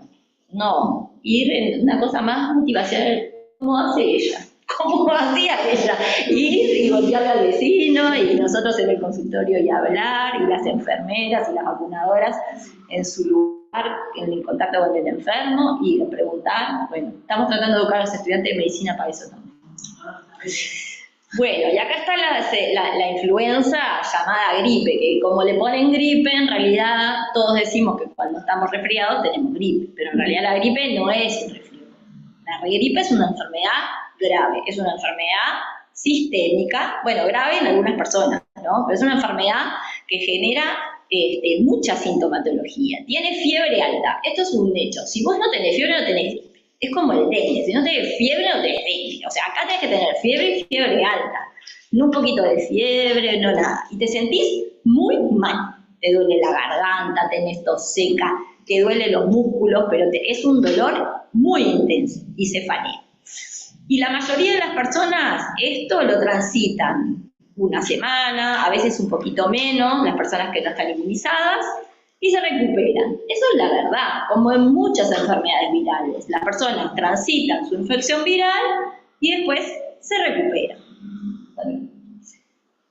Pero esta enfermedad no se presenta igual en todos. ¿Por qué? Porque hay un grupo de personas, que yo se los puse ahí, las personas gestantes, las puérperas, los menores de 5 años, los mayores de 65, cualquier persona que padezca una enfermedad crónica tiene riesgo que solo por infectarse del virus, esa enfermedad crónica lo descompense y que esa descompensación lo pueda llevar a una forma grave o incluso a la muerte. Y las otras 2 complicaciones que dan son la neumonía y la sepsis. ¿Por qué? Porque además, influenza, que yo creo que es como el rey de la selva, más o menos, ¿no? Él tiene la capacidad de tener como interacción con algunas bacterias. Es muy amigo del neumococo, es muy amigo del estafilococo. Entonces, yo puedo cursar mi influenza, pero si eso me genera un terreno en el cual puedo tener una enfermedad bacteriana, ya tengo 2 enfermedades y 2 enfermedades importantes, por lo que el curso de mi enfermedad no va a ser la gripe, no, que estoy en casa, que me siento muy mal, que me tomo algún analgésico y se me va a ir, ¿tá? Y si yo pertenezco a cualquiera de estos grupos, el riesgo es muchísimo mayor de que eso me suceda. Una cosa que es interesante, y es que se ve que en las temporadas de influenza, que después lo vamos a mirar cómo es que transitan, ¿no? Que es en el periodo de invierno, nosotros vemos que muchas personas mayores se descompensan, ¿no? Y tienen descompensaciones de su diabetes, tienen descompensaciones neurológicas, sobre todo los adultos mayores, ¿no? Y bueno, eso puede ser atribuible a que haya cursado esta enfermedad y que esto haya desencadenado eso. De la misma manera que pasaba a veces con el SARS-CoV-2, que generaba descompensación de enfermedades a personas que tenían condiciones previas. ¿Ah? Entonces, esto es como a tener en cuenta y de qué se trata esta enfermedad y por qué nosotros insistimos tanto en la vacunación. Entonces, vienen más preguntas. ¿Qué pensamos de tener que vacunarnos anualmente? Porque creo que ahí también está el kit de la cuestión con las personas, ¿no? O sea, si yo te digo que te doy una vacuna, pero que encima de todo esa vacuna te sirve y al siguiente año te tenés que volver a vacunar, bueno, esto puede generar, primero, hartazgo y después desconfianza. O sea, todos, no vamos a levantar la mano, pero la mayoría de nosotros estamos vacunados y todos los años ponemos el bracito. Y no es que, o sea, no vamos contentos, pero sabemos que es un gesto que lo tenemos que hacer. La vacuna, la verdad que yo me vacuno, no duele nada. Después me vacuno trabajando. Tengo a mi vacunadora favorita en el alma, quiero que lo sepan, que la busco para que me vacune. Y bueno, pero eso genera como dudas, ¿ah? Y la otra cosa es, si dudamos, ¿a quién le preguntamos? ¿No? Y eso es lo otro, y está muy en consonancia con lo que nos decías, de que, bueno, el recurso para preguntar en la mayoría de las personas es el médico, porque cuando nosotros encuestamos, no sé si Noelia, que ha hecho muchas encuestas sobre estas cosas, las personas terminan siempre manifestando, ¿no?, que si el médico no le recomendó, o el médico, y realmente los médicos a veces no nos portamos tan bien, ¿no? No nos portamos tan bien como debiéramos. Entonces yo creo que soy de la idea de que hay que empoderar a las otras personas y que los agentes comunitarios, que son muy importantes en sus territorios, el resto del personal de salud que dé ejemplo, ¿no? A mí me parece que es como súper importante, si vos estás en un ambiente hospitalario, por ejemplo, y entonces los pacientes están allí y los familiares de los pacientes y ven que todos, ¿no?, viene la compañera de vacunación con el carrito y somos los médicos, la compañera de servicio, ¿no? Y empezamos a vacunar a los padres y a los acompañantes y a los niños que están internados, los vacunamos de la gripe, sobre todo que tengan una contraindicación importante, pero, o sea, o tienen una situación de gravedad que no podemos hacer. Entonces, hay que empoderarse para esto, para que nosotros podamos dar respuestas y denlas, porque seguro que le van a poder dar una respuesta adecuada, porque capaz que le dan una mejor que la que le podemos dar nosotros, que explicamos demasiado. Estamos más esta cosa del contacto que tienen ustedes con las personas, creo que eso mejora. No sé si alguien quiere hacer algún comentario acá o si digo, porque se nos está haciendo la hora, ¿no? Dale, avanzamos. Yo me pongo a ver. Bueno, entonces acá está nuestra amiga influenza y esto es cómo la epidemia aparece durante los meses del invierno, que ahí no sé si se ve bien, pero son las rayitas verdes oscuras, que yo las mostré. Ven que las rayitas claras, las verdes claras, son el BRS. Miren qué divinos ellos dos, les encanta. Uno viene, a veces viene uno primero, el otro va después, pero se van generando los nichitos para que aparezca el otro, ¿no? Y genera esto que vemos acá, ¿no? Un impacto muy importante. Sí, yo no les mostré, pero si viéramos todos los años, más o menos las curvas, con mayor o menor intensidad, se presentan de la misma manera. Y él es intenso, y es así. Cuando viene, empiezan los escolares a dejar de ir a la escuela, empiezan los ausentismos, cualquiera de ustedes que tienen hijos, nietos, no sé qué, ya saben, 3 en el colegio, tal, no sé qué, la guardería, ¿no? En casa, todos, y ahí el vino hace el pico, genera aumento de la demanda, salen en la tele lo de las emergencias móviles a que la gente por favor espere, y después se va, pero no se va del todo por lo que yo les digo, porque deja pasto a las fieras, deja pasto a las fieras. Es un virus, no es una bacteria. Si bien hay un tratamiento, que hay un antiviral, ese antiviral no es como que yo tome antibiótico para alguna bacteria, ¿no? Para la garganta, cuando tengo streptococcus, no funciona de la misma manera, depende de a quién yo se lo voy a indicar, depende en el momento que se lo indique, y depende de la susceptibilidad que tenga ese germen a este antiviral. O sea que tampoco es que porque tengamos un antiviral, y de hecho a las personas que no tienen ninguna condición de riesgo y que están en sus domicilios, no se indica el tratamiento para esta enfermedad. Se reserva, porque debemos reservarlo, a los pacientes más importantes y que están hospitalizados. El por qué nosotros vacunamos todos los años es porque este virus tiene gran capacidad de cambiar. De un año al otro cambia. Y nos ha pasado en algún momento que ha cambiado de lo que pensábamos que él iba a venir, en qué forma iba a venir, viró, y entonces ahí también pasa de que, bueno, algunos individuos que se vacunaron adquieren el virus porque quizás no hay una concordancia y entonces porque tiene esta gran capacidad de viral. Y lo otro que es importante es que es capaz de generar pandemias y uno tiene que estar muy atento porque sabemos que va a haber una. En el 2009 hubo una pandemia. La diferencia es que para influenza el mundo estaba preparado porque hay una vacuna, porque se sabía cómo actuar, porque habían varias pandemias previas a influenza donde todos la salud, todos los agentes de salud sabían cómo actuar. Y fue más o menos igual. Yo me acuerdo que tenía mis hijos chicos y era julio y no podían ir al teatro y alcohol en gel y yo qué sé qué, pero había vacuna. Entonces, bueno, nos vacunamos y, fue distinta. Y teníamos también, hay un conocimiento previo de cómo se presenta esta enfermedad, por lo que asistir a un paciente con influenza no es lo mismo que no conocer, que asistir a un paciente en que el virus no lo conoces, como pasó con SARS-CoV-2. Que ahora sí lo conocemos, que es lo otro.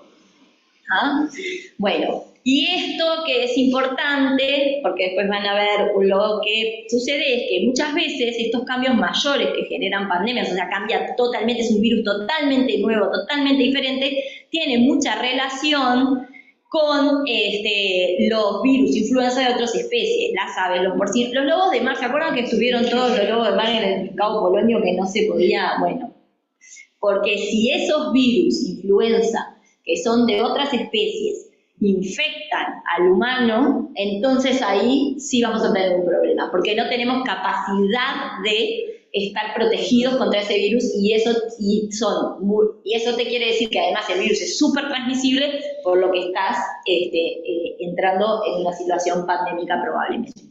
pásame el otro. Por eso hay que vacunarse todo el tiempo, porque él es así, súper inteligente, cambia. ¿Cuán efectiva es esta vacuna? Porque todo el mundo dice de que yo me vacuné de la gripe y me gripé. Bueno, no es una vacuna que llegue al 100%. No es como si yo te diera 2 dosis de sarampión y te aseguro que no vas a tener sarampión. Esta no funciona de esa manera, pero no quiere decir que no funcione. Si yo soy un adulto sano, bueno, entre un 40-80, o sea, para nosotros 40-80 en la medicina es como 2 polos, ¿no?, muy grandes. Entonces, bueno, sí, soy un adulto sano, me vacuné. Capaz que llegue al 40, o sea, tengo el 60% de chance de agarrármela, pero seguramente esa enfermedad va a ser más leve. Porque hemos visto pacientes, pero tienen un día de fiebre, un poquito de síntomas, ¿no? Acorta el plazo de la enfermedad y sí los protege para que no tengan una enfermedad grave. Para el adulto mayor es más del 50%. Eso para un adulto mayor es un montón. Y si pensamos en hospitalizaciones, que esa persona que se hospitalice o que tenga una forma grave, eso aumenta cada vez más. O sea, yo me vacuné, tengo gripe, sí, ¿cómo te fue? ¿Tuviste neumonía? ¿Estuviste mal? ¿Estuviste hospitalizado? Esas cosas hay que decirle. ¿Y cómo te fue? No, yo le pregunto eso. ¿Y estuviste mal? ¿Qué te pasó? Es interesante lo que me estás contando. Bueno, no estuviste hospitalizado. ¿Y cuántos días de fiebre? Mira qué poquito. Ya saben las ideas. Y acá, estos son conceptos que a mí me gusta que mucho, que igual habían, ya los habían mencionado, y es que, ¿para qué nosotros vacunamos? Entonces, las vacunas son o para protegerme yo, o para proteger o para protegernos todos. Entonces, ¿tiene una protección individual? Sí. Para eso yo, como individuo, tengo que lograr alcanzar determinado nivel de anticuerpos y yo voy a evitar o enfermarme o infectarme, porque infectarse y enfermarse no son lo mismo. Yo puedo estar infectado y no enfermo, pero siempre voy a tener que estar enfermo y infectado. Eso es así, y eso lo elegimos. Y algunas vacunas, como decía la compañera hoy, de la meningitis, algunos individuos que nosotros sabemos que tienen mucho más riesgo, como por ejemplo los niños que tienen enfermedades hemato-oncológicas, tienen mucho más riesgo de meningitis, nosotros le damos gratuitamente la vacuna antimeningocóxica. ¿Se entiende? O sea, ¿por qué? Porque es una protección individual. Por otro lado está la protección comunitaria, que esa es la que nosotros más estamos acostumbrados, el famoso rebaño. A mí me gusta más comunidad, me gusta más esta palabra porque nos hace el sentirnos parte. Es como la protección comunitaria me hace sentirme más como en la fotito esa, todos juntitos. ¿tá? Y eso es lo que interrumpe la transmisión de la infección. Pero para eso, como bien decía la compañera, vos tenés que tener determinado porcentaje de individuos que se vacunen en la comunidad. Y no olvidarse de los objetivos de la vacunación. Primero es controlar una enfermedad. Yo la controlo, como el neumococo, por ejemplo, está controlado. Bueno. Después que la elimine, como por ejemplo la polio acá en la sangre. Y después que la erradique. Eso es, a alguien se le ocurrió. Después de la antivariólica dijeron, erradicamos todo. No es posible. No es posible. Erradicamos la viruela, perfecto. Después vino la viruela símica y nos asustamos un poquito. Pero bueno. Pero sigamos. Y esta es la vacuna. No contiene virus. Son virus que son inactivados. El virus, se toman los virus, se cultivan en células, que hoy decía, bueno, ¿no? De lo que decía Mariana Mojico, que era sobre el embrión. Bueno, esto sobre embrión de pollo se hace como bastantes pasadas, le sacás la capacidad de enfermar, pero tiene capacidad de reaccionar. No son virus vivos. No hay acá, ¿hay en el mundo? Sí, existe una vacuna virus vivo que es inhalada. ¿La usamos en Uruguay? No. ¿La usan en el mundo? Poco. Sí, existe, no es esta. Y esta es la que viene ahora. Siempre contiene la vacuna para influenza A del virus pandémico. La influenza A que circuló en el norte en la temporada de invierno del norte y sigue manteniendo una de virus B que sigue siendo el linaje Victoria. ¿Quiénes tienen prioridad para vacunarse? Bueno, ya sabemos, el personal de salud, las personas de servicios esenciales, los docentes. O sea, de verdad, las docentes de las guarderías deberían estar todas vacunadas, las maestras deberían estar todas vacunadas. Los bomberos, los policías, los militares, obviamente los mayores de 65 años, obviamente las infancias entre 6 meses y 5 años, las personas que tienen enfermedades crónicas o que tienen comprometida su inmunidad, las personas gestantes y las puérperas. Las personas gestantes y las puérperas se tienen que vacunar porque cuando fue la pandemia del 2009, la mayor mortalidad se vio en las personas gestantes y las puérperas. Entonces, el riesgo que una persona gestante adquiera, padezca influenza es muy, muy, muy alto. ¿Ah?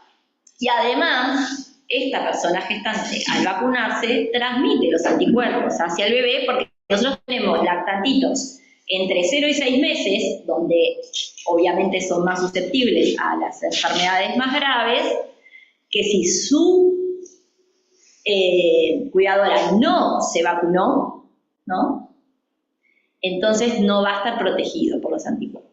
Eso es así. Yo me acuerdo una vez un lactantito que ingresó y habían consultado porque había tenido un poquito de fiebre, le parecía que tenía fiebre o no sé cuánto, y estaba él y la mamá tomando teta así, precioso de la vida, porque lo dejamos de observación, y al lado el padre que empieza con síntomas de influenza, que lo tuvimos mandando. Él no se había vacunado, la señora se había vacunado, y ella y el lactantito precioso terminó enfermo. El padre y los 2 hermanos, y ellos 2 olímpicos. Bueno, y acá por esto también los trabajadores de ganaderos, de las granjas avícolas, bovinos, ovinos, porcinos, son súper importantes en la industria por esto mismo, porque si nosotros tenemos transmisión de influenza de otro mamífero, otra especie hacia nosotros, entonces vamos a tener un problema porque estamos en las puertas de una pandemia.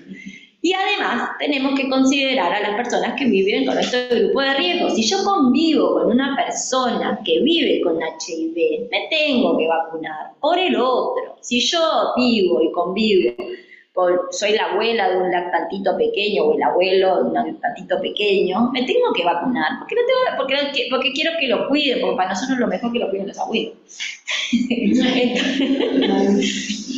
Así que por eso también hay que ampliar y todas estas personas se pueden vacunar. Y todas es gratuita. Y así es como estamos. De las 600.000 dosis, ahora estamos mejor. Teníamos 200 y pico de 1.000 dosis, esperen que la tengo acá. No te perdés. Ay, ¿dónde está? Te pasé lo tengo acá en el WhatsApp. No llegamos a 200.000. Sí. Ahora que le pasó a él. Ay, sí. Pues es capaz que preguntar de 600.000. 235.224. De las cuales seguimos más o menos igual. El personal de salud se vacunó mejor, sigue vacunándose. Los servicios esenciales también subieron. La exposición laboral subió. Las personas privadas de libertad también subieron.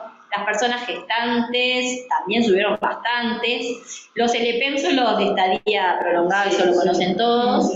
Yo tuve que ir a buscarlo porque no sabía lo que era un LPM cuando ingresé a la unidad de inmunización.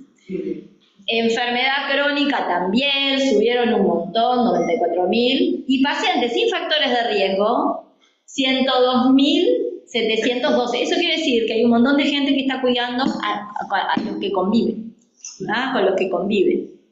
Esta cosa de la comunidad. ¿Hay preguntas en el chat? Hay 12 cosas, pero todos se despidieron. No sé si alguien quiere preguntar algo de los que están en Zoom. Parece que no. A ver, avanza un poquito, que no sé qué viene después.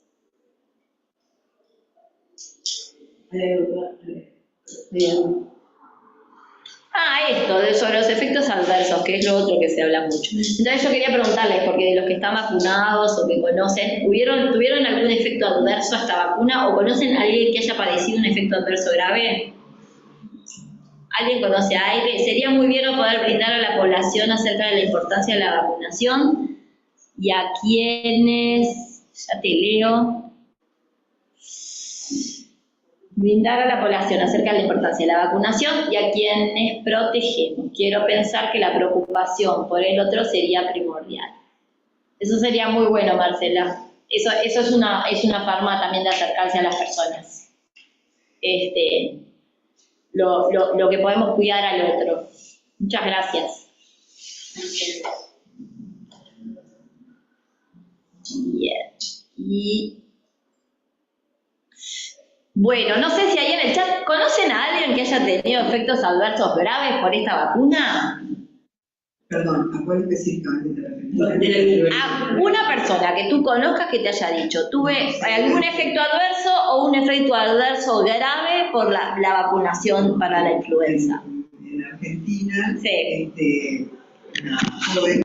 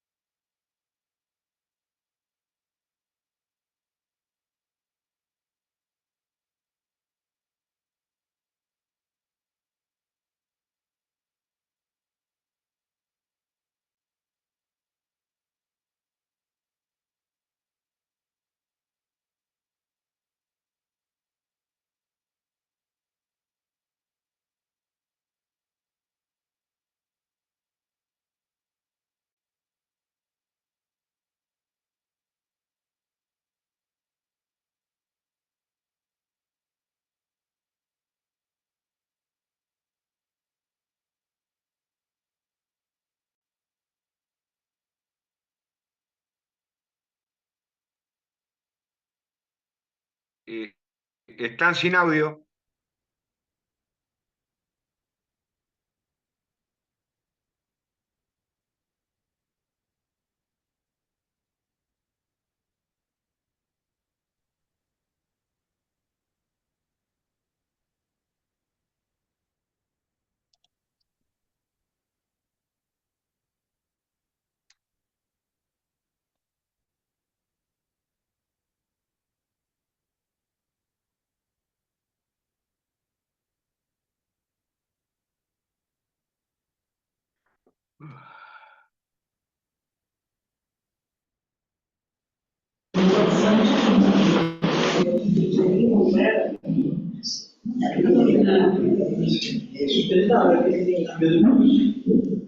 ¿Qué?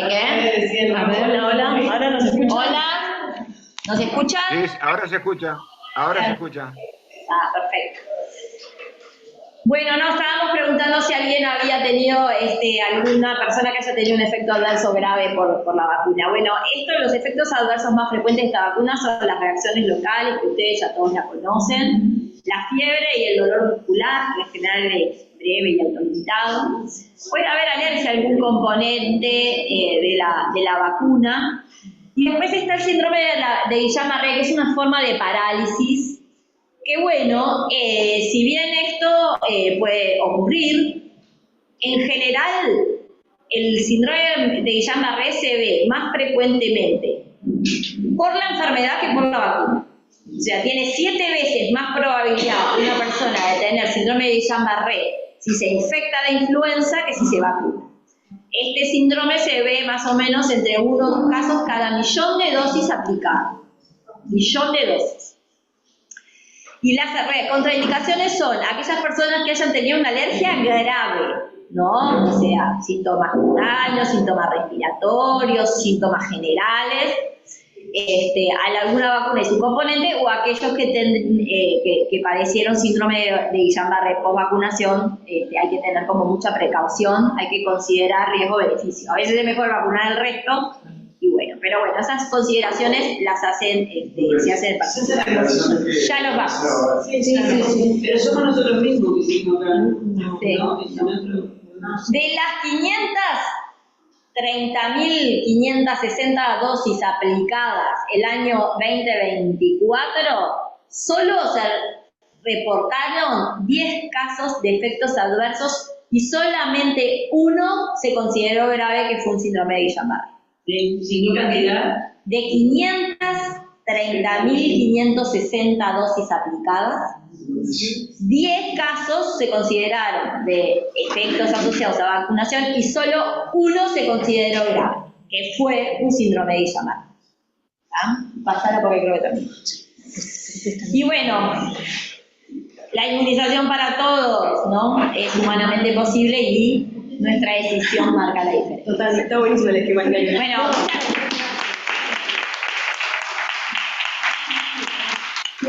Para que este folleto, a ver si lo ven, va a estar disponible a que preguntabas qué hacer con los mitos, que justo es de mitos y realidades, y se va a distribuir mañana a todo el país, en todos los vacunatorios. Va a llegar gracias a la DIGECOR, la Dirección General de Coordinación, a todos los departamentos, y es como un material que a veces ayuda en la comunicación, porque en el minuto del ascensor capaz que esto lo puedes.